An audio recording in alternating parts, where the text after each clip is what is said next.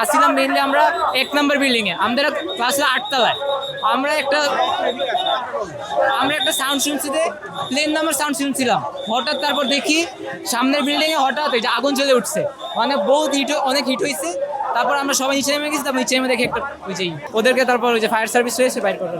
আমাদের এক্সাম ছিল সেকেন্ড ইয়ারের, তো আমরা আসছি, তো তখন একটু ব্রেক টাইম ছিল সবাই নিচে, আমরা কয়েকজন ফ্রেন্ডরা ক্লাসে ছিলাম।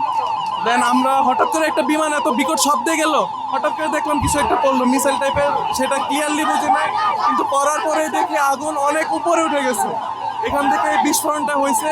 তারপরে এখন আমরা ভলেন্টারি কাজ করতেছি সবাই, অনেক লাশ আছে, চেনাও যাচ্ছে না, একদম বিচ্ছিন্ন হয়ে গেছে বডি।